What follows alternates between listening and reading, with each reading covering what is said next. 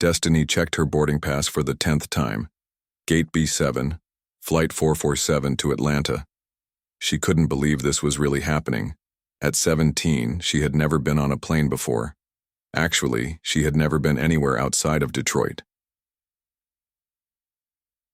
Kyaker. Airport buzzed with people rushing past her. Business people in expensive suits talked loudly on their phones. Families dragged heavy suitcases while children complained about being tired. Everyone seemed to know exactly where they were going except her. She clutched her worn backpack tighter. Inside were all her most important things. 3 changes of clothes, her medical textbooks, a notebook filled with her dreams, and most importantly, her CPR certification card. She had earned it 6 months ago at the community center near her apartment. The medical summer program at Emory University had seemed impossible when she first heard about it. Full scholarship, they said, room and board included. But kids like her didn't get opportunities like this. Kids from the east side of Detroit, where the streetlights didn't always work and the corner store had bulletproof glass, usually didn't make it to places like Emory. But somehow, she had. Her essay about wanting to become a doctor to help her community had touched the right people. Now here she was, about to board a plane to Atlanta, feeling like she was stepping into someone else's life. The boarding announcement crackled over the speakers. Flight 447 to Atlanta, now boarding all passengers. Destiny stood up on shaky legs. This was it. Meanwhile, in the first-class lounge, David Richardson barely looked up from his laptop as his assistant handed him his boarding pass. He had made this trip between New York and Atlanta so many times he could do it with his eyes closed. As the founder and CEO of Richardson Tech Solutions, flying was just another part of his routine. David was worth $2.3 billion, though he never thought about the exact number. Money had stopped meaning much to him years ago. What mattered now were deals, mergers, and the next big breakthrough that would cement his company's place in tech history. Today was especially important. In Atlanta, he would finalize the biggest acquisition in his company's history, a small artificial intelligence startup that could change everything. The meeting was set for tomorrow morning, and David couldn't afford any delays. He rubbed his chest absently. The dull ache had been bothering him for weeks now. Stress, his doctor had said. Too much work, not enough sleep, terrible eating habits. But David didn't have time to slow down. Not when he was this close to making history. His phone buzzed with another urgent email. His team in Silicon Valley needed his input on the acquisition terms. David typed quickly, ignoring the slight pressure in his chest. He popped another antacid tablet and washed it down with coffee. "Sir, they're boarding. Your flight," his assistant said gently. David nodded and gathered his things. His leather briefcase contained contracts worth hundreds of millions of dollars. His phone held the contact information of some of the most powerful people in America. His first-class ticket would get him to Atlanta in comfort, just like always. He walked toward the gate. David felt that familiar rush of being important, needed, successful. He had worked hard to get where he was. Growing up in a middle-class family in Ohio, he had built his empire from nothing. Now, at 52, he was at the peak of his power. He handed his boarding pass to the gate agent with barely a glance. First-class passengers always boarded first. It was one of the many small privileges that came with success. Destiny waited in the long line of economy passengers, watching the first-class travelers disappear down the jet bridge. She wondered what it would be like to have that kind of money, to travel without worrying about every dollar spent. Her mother had given her $40 for food during the trip. "Make it last," she had said, hugging Destiny tight at the airport drop-off. "I'm so proud of you, baby." Her mother worked 2 jobs to keep their small apartment. She cleaned office buildings at night and worked at a grocery store during the day. She had never complained, never made Destiny feel like their struggles were her fault. Instead, she had pushed her daughter to dream bigger, to study harder, to believe that education could change everything. "Next group, please," the gate agent called. Destiny's group was finally called. She walked down the jet bridge on unsteady legs, trying to look like she belonged there. The flight attendant smiled at her as she entered the plane. "First time flying?" the kind woman asked. Destiny nodded, embarrassed that it was so obvious. "You'll do fine, honey. Your seat is down that way." Destiny made her way through first class, trying not to stare at the huge leather seats and the passengers already sipping champagne. One man was typing furiously on his laptop, completely absorbed in his work. He looked important, successful, like someone who had never worried about money a day in his life. That man was David, though Destiny didn't know his name yet. She walked past him quickly, feeling out of place in her simple jeans and community college t-shirt. Her seat was in row 23, a middle seat between a sleeping businessman and a woman reading a romance novel. Destiny squeezed in and buckled her seatbelt with nervous fingers. She pulled out one of her medical textbooks and tried to study, but the words blurred together. Her mind kept wandering to what lay ahead. The summer program would be intense. She would be surrounded by students from prestigious private schools, kids who had never had to worry about anything except getting good grades. But she was ready. She had studied harder than anyone she knew. She had volunteered at the local clinic, learning everything she could about medicine and helping people. The CPR certification was just the beginning. She wanted to learn everything there was to know about saving lives. As the plane pulled away from the gate, Destiny pressed her face to the small window. Detroit grew smaller below her until her whole world looked like a toy city. Somewhere, down there, her mother was probably starting her night shift, cleaning offices so her daughter could chase dreams that seemed impossible. In first class, David barely noticed takeoff. He was deep in financial projections, calculating profit margins and market shares. The slight pain in his chest had grown stronger, but he ignored it. Stress was part of success. Pain was temporary, but closing this deal would be forever. Neither Destiny nor David knew that in just 30 minutes, their lives would collide in a way that would change both of them forever. The girl from Detroit with $40 to her name, and the billionaire who could buy anything were about to discover that sometimes, the most important things in life can't be purchased. They were about to learn that true wealth isn't measured in dollars, and that heroes come from the most unexpected places. The plane had been in the air for about 30 minutes when everything changed. Destiny was finally starting to relax. She had managed to read 3 pages of her anatomy textbook, and the nervous butterflies in her stomach were beginning to settle. The businessman next to her was still asleep, snoring softly. The woman with the romance novel had offered her some gum to help with the ear pressure. "First flight?" the woman had asked kindly. "Yes, ma'am," Destiny had replied. "I'm going to Atlanta for a medical program." "How wonderful. You must be very smart." Destiny had smiled shyly. She wasn't used to compliments from strangers. Up in first class, David was completely absorbed in his work.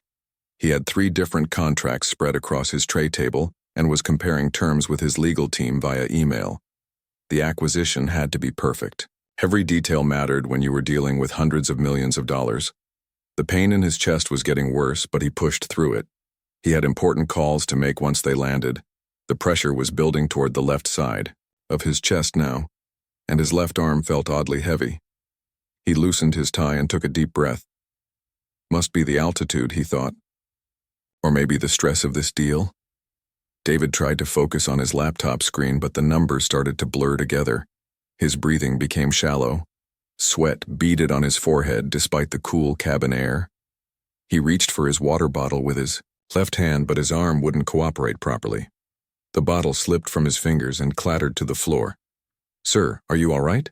asked the flight attendant who was passing by. David tried to answer, but the words wouldn't come. The pain in his chest suddenly exploded like a bomb going off inside his body. His vision tunneled and everything went dark. He collapsed forward, onto his tray table, then slid sideways into the aisle with a heavy thud. The flight attendant screamed, "Oh my God! Sir, can you hear me?" Other passengers in first class looked up from their phones and laptops. A woman gasped. Someone said, "What happened?" Another person started recording with their phone. "We need a doctor," the flight attendant called out loudly. "Is there a doctor on board?" The commotion spread quickly through the plane. People in the front rows stood up to see what was happening. Flight attendants rushed forward. The captain's voice came over the intercom, asking for medical personnel to identify themselves, but no doctors spoke up. No nurses came forward. In row 23, Destiny heard the commotion and felt her heart start racing. She couldn't see what was happening, but she could hear the panic in the flight attendant's voice. Please, if anyone has medical training, we need help immediately. Destiny's mind flashed to her CPR certification. She had practiced on dummy at the community center dozens of times.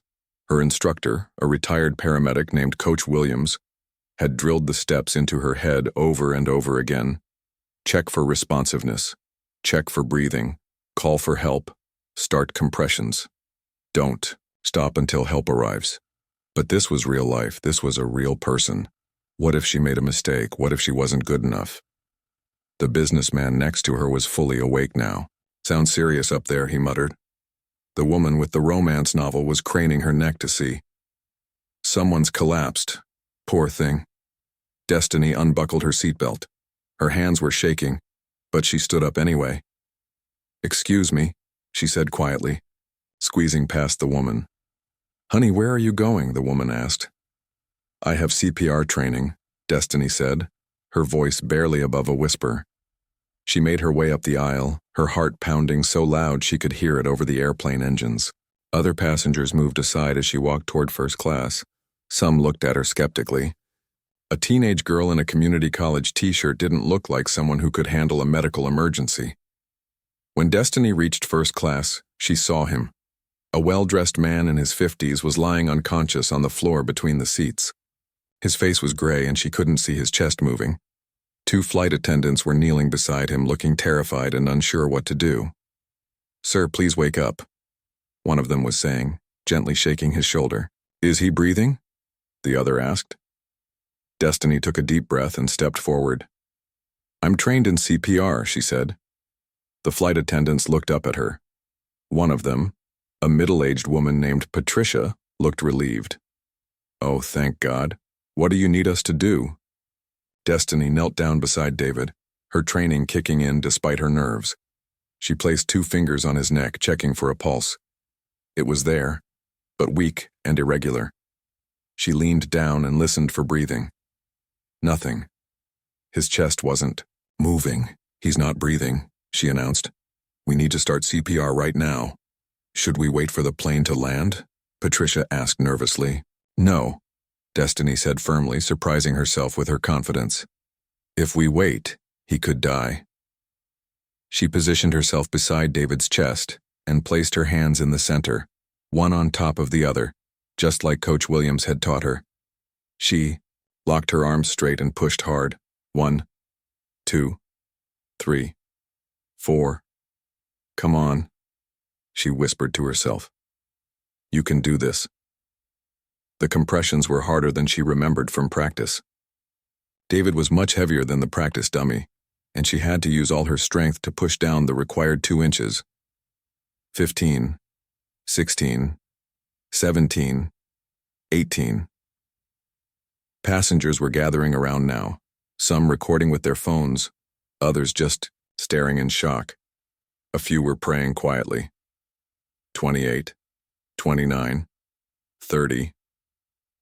Destiny tilted David's head back and lifted his chin.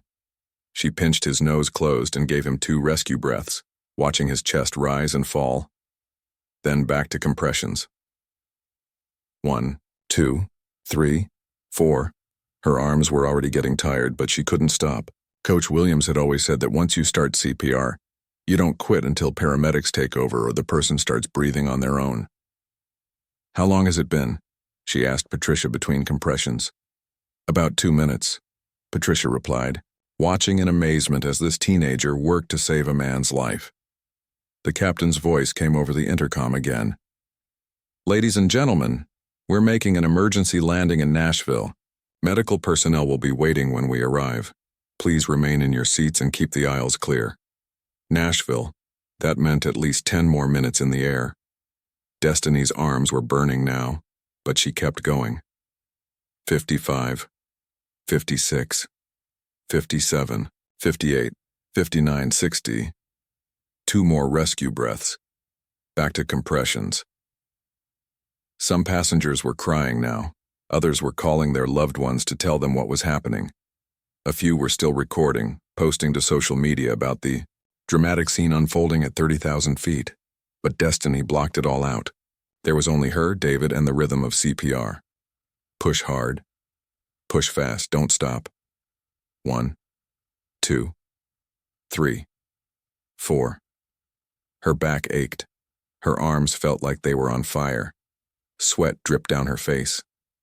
15, 16, 17, 18. You're doing great. Honey, Patricia encouraged her. Just keep going. 28, 29, 30. More rescue breaths. She was getting lightheaded from the effort, but she couldn't give up. 3 minutes, 4 minutes, 5 minutes. David's face was still gray. His body was completely limp. Some passengers started to whisper that it might be too late. But Destiny remembered something Coach Williams had told her. Sometimes it takes a while. Sometimes you have to fight for every second. Don't you dare give up on someone's life. 6 minutes. 7 minutes. Her compressions were getting weaker. She was a 17-year-old girl, not a paramedic. How long could she keep this up? 8 minutes. Just when Destiny thought she couldn't do another compression, David's body suddenly jerked. He gasped loudly, his eyes flying open. The entire first-class section erupted in cheers and applause. David looked around in confusion, not understanding where he was or what had happened. His chest hurt terribly, and he could taste something, metallic in his mouth. "Sir, you're okay," Patricia said, tears streaming down her face. "You had a heart attack, but this young lady saved your life." David's eyes found Destiny's face. She was sitting back on her heels, exhausted and shaking, but smiling through her tears. "Thank you," he whispered hoarsely. Destiny just nodded too, emotional and tired to speak. As the plane began its descent into Nashville, neither of them knew that this moment would change both their lives forever. The billionaire and the girl from Detroit had just shared something that no amount of money could buy: a second chance at life, and the beginning of an incredible friendship. The plane touched down in Nashville with fire trucks and ambulances racing alongside it on the runway. Destiny had never seen anything like it. Red and blue lights flashed everywhere as emergency vehicles surrounded the aircraft. David was awake, but weak. The paramedics had boarded the plane as soon as it stopped and were checking his vital signs. His color was better now, though he still looked exhausted and confused. "Blood pressure is stabilizing," one of the paramedics said to his partner. "We need to get him to Vanderbilt immediately." As they prepared to move David onto a stretcher, he grabbed Destiny's hand weakly. "What's your name?" he asked softly. "Destiny," she replied. "Destiny Johnson." "Thank you, Destiny Johnson. You saved my life." She squeezed his hand gently. "I just did what I was trained to do." The paramedics carefully moved David off the plane while Destiny watched from her seat. She felt drained, like she had just run a marathon. Her arms still ached from the CPR compressions, and her hands wouldn't stop shaking. Patricia, the flight attendant, sat down beside her. "Honey, you were incredible up there. I've been flying for 20 years, and I've never seen anything like that." Other passengers were starting to approach Destiny. A businessman in an expensive suit shook her hand. "You're a hero, young lady. That was amazing." An elderly woman hugged her tightly. "God bless you, sweetheart. You have a gift." But what Destiny didn't know was that several passengers had recorded the entire rescue on their phones. While she was still trying to process what had happened, those videos were already being uploaded to social media. A college student named Tyler had captured the most dramatic footage. He had recorded the moment David collapsed, Destiny's arrival to help, and her determined CPR efforts. His shaky video showed everything: her exhaustion, her refusal to give up, and the moment David finally started breathing again. Tyler posted the video to TikTok with the caption, "17-year-old girl saves billionaire's life on our flight. This is what a real hero looks like." Within an hour, the video had been viewed 50,000 times. By the time Destiny's connecting flight landed in Atlanta 3 hours later, the video had been shared across every major social media platform. News outlets were picking up the story. The hashtag darn Destiny Hero was trending on Twitter. Destiny had no idea about any of this. She didn't have a smartphone, just an old flip phone her mother had given her for emergencies. She was focused on getting to the university dormitory and starting her medical program. But when she walked into the dormitory lobby, everything changed. "Oh my God, you're her!" squealed a girl with perfectly styled hair and designer clothes. "You're the girl from the airplane video." Destiny looked confused. "What video?" The girl, who introduced herself as Ashley, pulled out her iPhone and showed Destiny the TikTok video. Destiny watched in shock as she saw herself performing CPR on David, her face determined and focused, despite her obvious exhaustion. "This has, like 2 million views already," Ashley said excitedly. "You're famous." Other students started gathering around. Word spread quickly through the dormitory that the viral airplane hero was staying there. Everyone wanted to meet her, take selfies with her, and hear the story firsthand. Destiny felt overwhelmed. She had come to Atlanta to study medicine, not to be the center of attention. She had never wanted to be famous. She just wanted to help people. Meanwhile, at Vanderbilt University Medical Center, David was stable and resting in the cardiac care unit. The doctors had confirmed that he had suffered a massive heart attack. Without immediate CPR, he would have died within minutes. His assistant, Robert, was sitting beside his bed with a laptop, trying to handle the business crisis that David's medical emergency had created. The acquisition meeting had been postponed indefinitely. Stock prices were fluctuating as news of the CEO's heart attack spread through financial markets. But David wasn't thinking about business. He was thinking about the 17-year-old girl who had saved his life. "Robert," he said weakly, "I need you to find out everything you can about Destiny Johnson." "Sir, you should rest." The doctor said, "Robert, this is important. That girl saved my life. I need to know who she is." Robert nodded and made some phone calls. Within an hour, he had gathered information about Destiny's background. He told David about her mother working 2 jobs, their small apartment in Detroit, and the scholarship that had brought her to Atlanta. David listened quietly, feeling something he hadn't experienced in years. Gratitude mixed with humility. This girl from Detroit had risked everything to save a stranger's life, and she hadn't asked for anything in return. "Sir," Robert said hesitantly, "there's something else you should know. There are videos of the incident online. They're going viral." Robert showed David his tablet. The video of Destiny performing CPR had now been viewed over 5 million times. News stations were running the story. Talk shows were calling it the most inspiring story of the year. David watched the video in amazement. He saw himself collapse unconscious and dying. Then he saw Destiny appear, a young girl in simple clothes who refused to let a stranger die on her watch. Her determination was incredible. Even when she was obviously exhausted, she kept going. "She's remarkable," David whispered. On his tablet, he could see the comments pouring in from around the world. "This girl is a real angel. True hero." She didn't hesitate for a second. "This is what courage looks like. Young people today give me hope." But there were negative comments too. Why was a kid doing CPR? Where were the adults? She probably just wanted attention. Easy. To be brave when cameras are rolling. David felt angry reading the negative comments. These people had no idea what Destiny had done. They didn't understand that she had acted purely out of compassion, with no thought of reward or recognition. Back in Atlanta, Destiny was struggling with her sudden fame. Her flip phone had been ringing constantly. Somehow reporters had gotten her number. The dormitory lobby was filled with news cameras and journalists wanting interviews. "I just want to study," she told Ashley, who had become her unofficial guide to the chaos. "I didn't come here for this." Ashley looked at her with admiration. "Most people would kill for this kind of attention. You could probably get on talk shows, maybe even get movie deals." Destiny shook her head. "I don't want any of that. I just want to become a doctor." The program director, Dr. Martinez, called an emergency meeting with Destiny.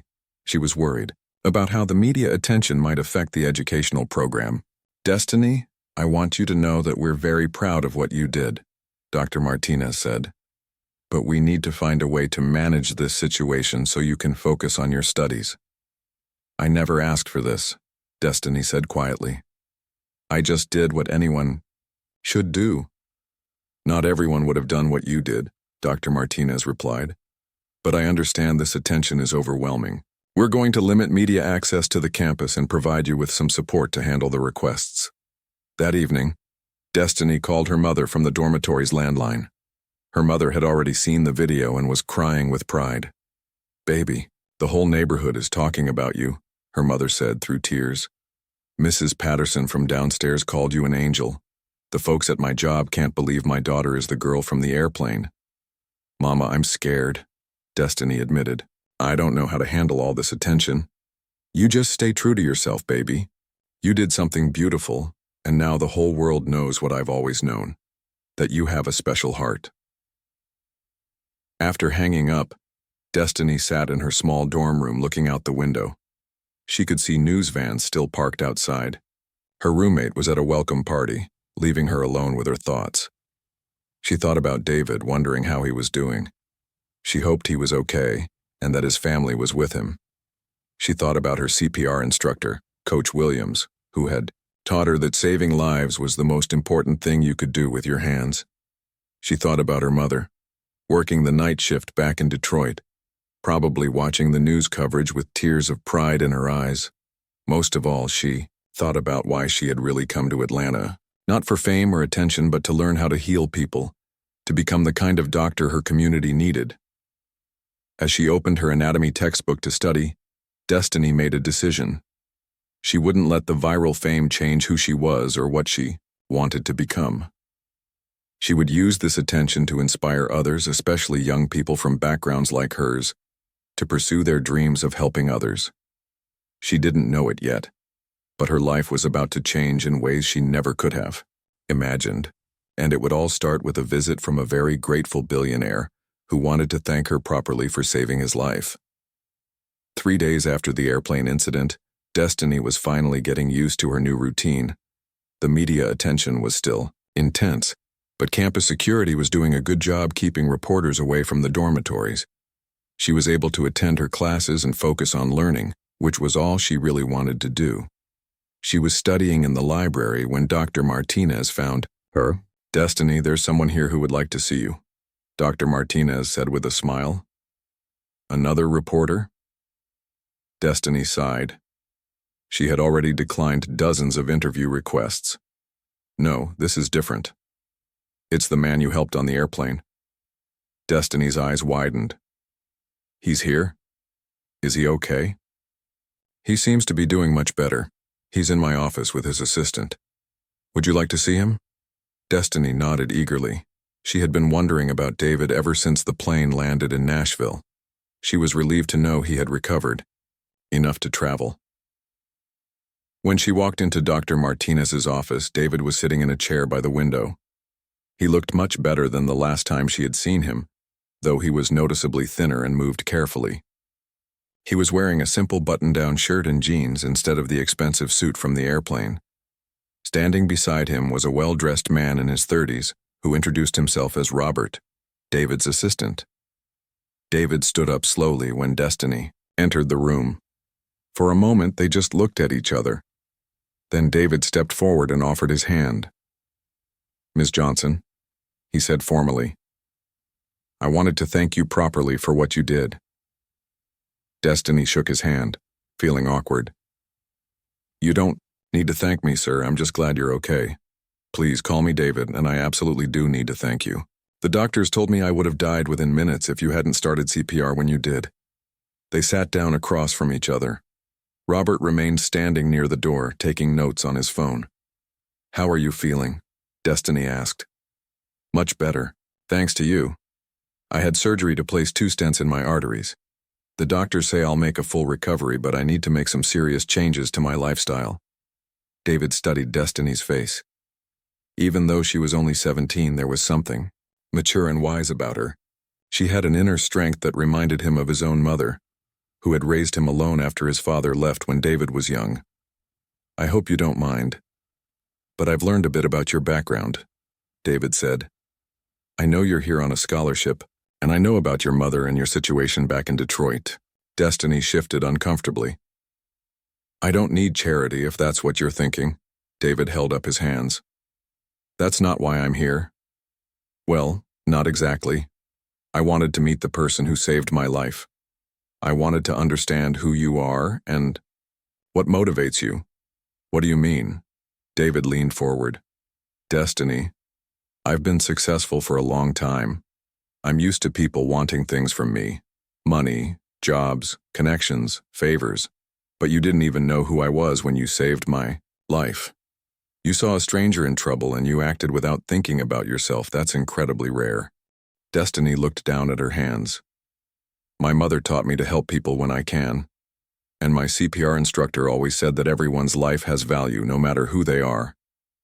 "Your CPR instructor sounds like a wise man." "He is. Coach Williams runs the community center program where I got certified. He's a retired paramedic who volunteers his time to teach kids in our neighborhood. He says that knowing CPR makes you a guardian angel for your community." David was quiet for a moment, thinking. He had built his fortune by recognizing potential and investing in the right opportunities. Looking at Destiny, he saw something special, not just intelligence but character and determination that couldn't be taught. "Tell me about your dreams," David said. "What do you want to do with your life?" Destiny's face lit up. "I want to become a doctor and go back to Detroit to help my community. There aren't enough good doctors in the neighborhoods where I grew up. People get sick and can't afford proper care, or they have to travel far to find a doctor who accepts their insurance." "What kind of doctor?" "Emergency medicine, I think. I like the idea of being there when people need help most urgently, like on the airplane." David nodded. "That makes sense. You certainly have the right instincts for it." They talked for another hour. David shared stories about his own childhood, growing up without much money in a small town in Ohio. His mother had worked multiple jobs to support them, just like Destiny's mother did now. "Success can change you," David admitted. "I've been so focused on building my company and making money that I forgot what really matters. You reminded me of that." "I don't understand what you mean. When you were performing CPR, you weren't thinking about my bank account or my company or my social status. You just saw a human being who needed help." "That's beautiful, Destiny. That's the kind of person the world needs more of." Destiny blushed. "I just did what felt right." "Exactly. And that's why I want to help you achieve your dreams." Destiny tensed up. "I told you I don't want charity." David smiled. "This isn't charity. This is an investment. I invest in people and ideas that I believe will make the world better. You're someone who will definitely make the world better." "What are you talking about?" David looked at Robert, who nodded and pulled out some papers. "I want to create a scholarship fund," David explained. "Not just for you, but for students like you. Young people from underserved communities who want to pursue careers in healthcare. The fund will cover tuition, room and board, books, and living expenses through medical school." Destiny stared at him. That's incredible. "But why?" "Because you showed me something I had forgotten. You showed me that the most important currency in life isn't money, it's compassion. I want to help more people like you get the education they need to help others. But I still don't understand why you want to help me specifically." David was quiet for a moment, choosing his words carefully. "Destiny, I make more money in a day than most people make in a year. But until you saved my life, I hadn't done anything truly meaningful with that money. I've donated to charities, sure, but always at arm's length. Never personally. Never with real connection." He paused, looking out the window. "You risked your own safety to save a stranger. You didn't know if I was a good person or a bad person. You didn't know if I had a family or if anyone would miss me. You just knew that a human life was in danger, and you acted." Destiny was quiet, processing his words. "I want to honor that," David continued. "I want to make sure that your compassion can reach as many people as possible. The best way to do that is to help you become the doctor you want to be." What about other students? You said this was a fund for people like me. Yes. The Destiny Johnson Medical Scholarship Fund will help 100 students over the next 10 years. Students from low-income backgrounds who want to pursue healthcare careers and commit to serving underserved communities. Destiny's eyes filled with tears. You're naming it after me? You inspired it. It's only right. Robert handed Destiny a folder. These are the details. Full scholarship through medical school, plus a stipend for living expenses. In return, you agree to work in an underserved community for at least 5 years after you complete your training. Destiny opened the folder with shaking hands. The numbers were overwhelming. She had never seen so many zeros on a piece of paper. I can't accept this, she whispered. Why not? It's too much. I don't deserve this. David leaned forward and looked her in the eyes. Destiny, you saved my life. Without you, I would be dead right now. My company would be in chaos. My employees would be losing their jobs. My charitable foundation would cease to exist. You prevented all of that by spending 8 minutes doing CPR. He paused. But more than that, you reminded me what it means to be human. You reminded me that success without compassion is meaningless. This scholarship fund isn't just about helping you and other students. It's about helping me become the person I should have been all along. Destiny wiped her eyes. Can I think about it? Of course. Take all the time you need. As David and Robert prepared to leave, David turned back to Destiny. I hope you'll say yes, but I want you to know something. Whether you accept the scholarship or not, you've already changed my life. You've made me a better person. Thank you for that. After they left, Destiny sat alone in Dr. Martinez's office, staring at the scholarship papers. Her mother had always told her that God worked in mysterious ways. Maybe this was one of those times. She thought about all the kids in her neighborhood who dreamed of becoming doctors, nurses, and paramedics, but couldn't afford the education. She thought about Coach Williams and how proud he would be to know that his CPR training had led to something this big. Most of all, she thought about the 8 minutes on the airplane when she had to choose between staying in her seat or risking everything to help a stranger. It had been the easiest decision of her life. Now she had another decision to make, and somehow, it felt just as important. 5 years later, Dr. Destiny Johnson walked through the doors of the new Detroit Community Medical Center for her first day as an emergency room physician. She wore her white coat with pride, knowing that every step of her journey had led to this moment.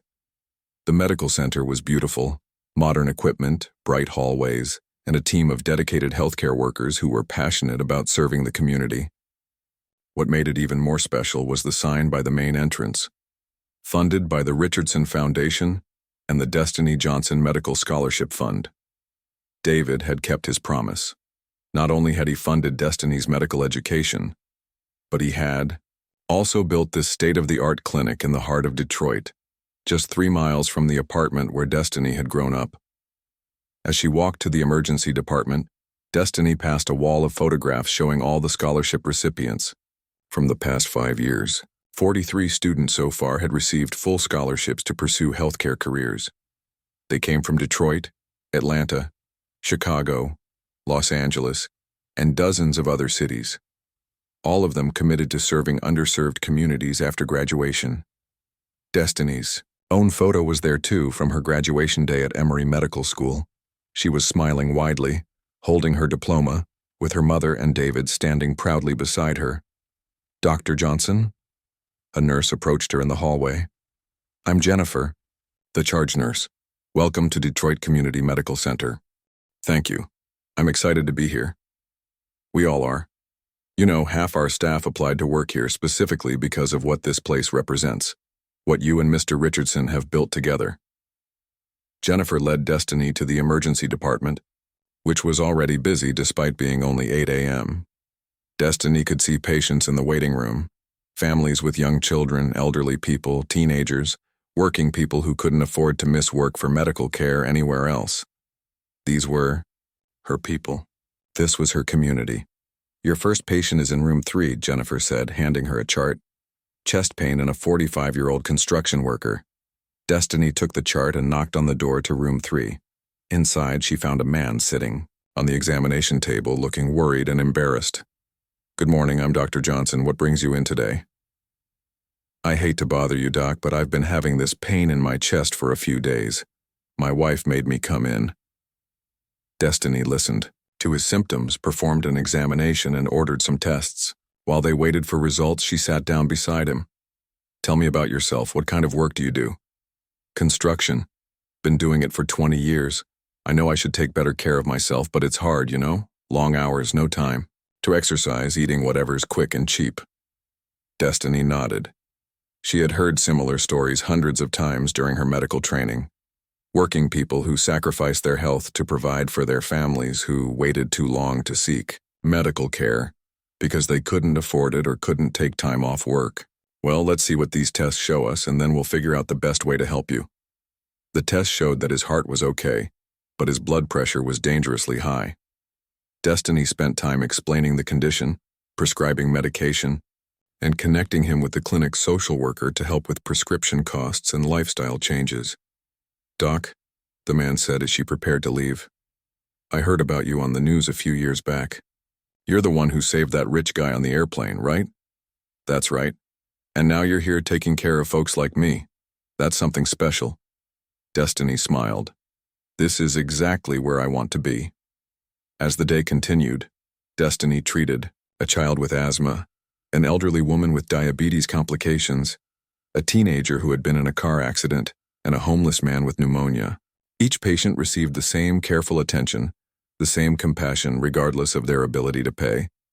During her lunch break, Destiny called her mother, who now worked as a patient coordinator at the medical center. The scholarship fund had also provided support for Destiny's mother to complete her GED and get certified in healthcare administration. "How's your first day going, baby?" her mother asked. "It's perfect, Mama. I'm exactly where I'm supposed to be. I'm so proud of you. Your father would be too." Destiny's father had died when she was 10, but she still felt his presence guiding her. He had always told her to use her gifts to help others. That afternoon, Destiny was surprised to see a familiar face in the emergency department waiting room. Coach Williams, her old CPR instructor, was sitting with a group of teenagers. "Coach Williams," Destiny called out, rushing over to hug him. "Dr. Johnson, look at you. I brought these kids here for a field trip to see the new medical center. I wanted them to see what's possible when you combine hard work with opportunity." The teenagers looked at Destiny with a mixture of awe and inspiration. One of them, a girl about the same age Destiny had been during the airplane incident, raised her hand. "Dr. Johnson, is it true that you saved someone's life when you were still in high school?" "I did. But more importantly, all of you can learn to save lives too. Coach Williams is going to teach you CPR just like he taught me. And who knows? Maybe one of you will become a doctor or nurse or paramedic someday." A boy in the back of the group spoke up. "But we can't afford medical school." Destiny smiled. "That's what the scholarship fund is for. If you work hard and stay committed to helping your community, there's financial support available. That's a promise." Later that evening, as Destiny finished her shift, she was surprised to see David Richardson waiting for her in the lobby. He looked healthier than he had in years. He had lost weight, changed his diet, and made exercise a priority after his heart attack. "David, what are you doing here?"